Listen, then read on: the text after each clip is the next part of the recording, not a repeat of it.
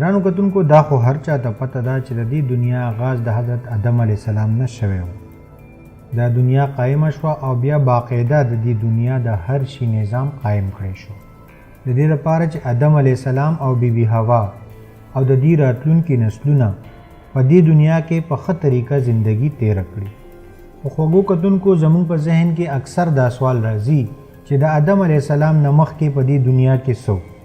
او دا دنیا جوړه څنګه شوه او داسې نور ډېر سوالونه دي چې موږ په سوچ کولو مجبور کوي، بلکې د تیر شوو ډېرو نسلونو نه د خلکو په ذهن کې دي. او همدغه وجه ده چې د حضور صلی الله علیه وسلم په دور کې به هم اکثر خلکو د حضور صلی الله علیه وسلم نه دا تپوسونه کول. خوږو کتونکو په دې به خبره کوو، خو د دې نه مخکې تاسو ته د دې متعلق څه داسې تیوریز ووایم چې کم د عیسایانو او نورو مختلف خلکو مطابق بیان شوي دي. دوی وایي چې د آدم علیه السلام نه مخکې ځمکې ته شیطان راویشتی شوی و. کله چې الله تعالی د آدم علیه السلام تخلیق وکړو نو اول جنت کې کوز کړو او ټولو فرښتو ته ویلي چې دته سجده وکړي، خو ابلیس انکار کړو او همدغه وجه وه چې هغه د جنت نه ویستلی شو او ځمکې ته راکوز کړی شو او په زرګونو کاله هغه په دې ځمکه جړل او بیا یې د الله تعالی نه د قیامت پورې ټایم وغوښتو چې زه به انسانان ګمراه کوم. او څنګه چې تاسو ته پته ده چې شیطان د اور نه جوړ شوی و، نو ویل کېږي دا چې آدم علیه السلام نه مخکې صرف جناتو او په دې ځمکه به یې شر او فساد کوو. نو بیا د فرښتو پوج راولېږلی شو، هغوی د جناتو سره جنګ عظیم وکړو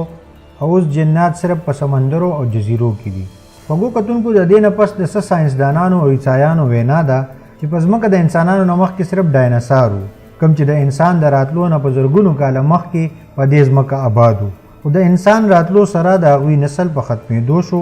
او آخر ختم شو. همدغسې د ساینسي ریسرچ مطابق په دې ځمکه د انسانانو په شان مخلوق آباد و او د دوی وینا ده چې په مختلفو ځایونو کې د انسان د عجیب غریبو ډانچو او کوپړو نه دا پته لګي چې په ځمکه مخکې هم انسان آباد و، کوم چې د ړومبو قومونو په شان تباه شوی و.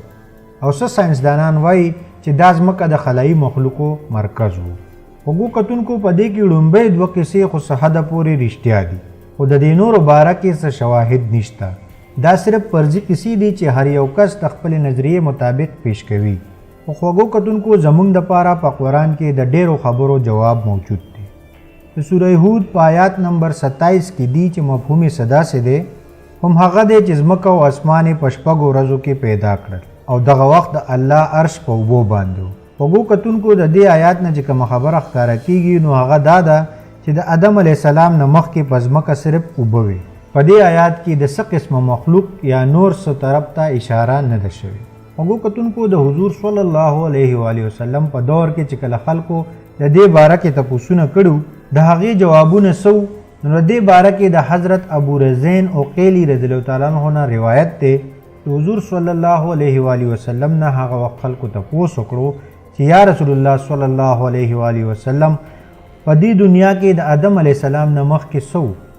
نو حضور صلی الله علیه و آله وسلم ورله جواب ورکړی نه بره هوا وه او نه لاندې او د الله عرش په اوبو باندې او الله قلم ته د جوړېدو حکم وکړو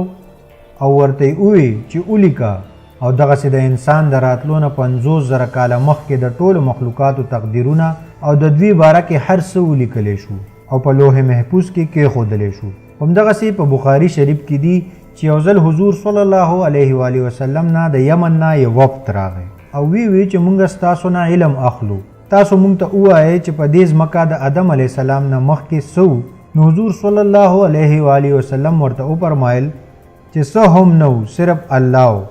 او د هغه عرش په اوبو باندې و او په لوح محفوظ کې یو قلم هر څه ولیکل او محفوظ کړی شو. همدغسې د ابو هریره رضی الله تعالی عنه نه روایت دی چې کله د حضور صلی الله علیه و آله وسلم نه د دنیا د شیزونو په وجود کې د راتلو د ترتیب تپوس وشو نو هغوی زما لاس ونیو او وی چې کله الله دنیا جوړه کړه نو د شیزونو ترتیب څه داسې و. د هفتې په ورځ خاوره پیدا کړی شوه، د اتوار په ورځ غرونه، د ګل په ورځ ونې، د نښې په ورځ تکلیفونه، بیمارۍ او مسلې، د شورو په ورځ نور او د زیارت په ورځ چوپایې په دې ځمکه خورې کړې شوې او د جمعې په مبارک ورځ د مازدیګر او شپې په منځ کې آدم علیه السلام پیدا کړی شو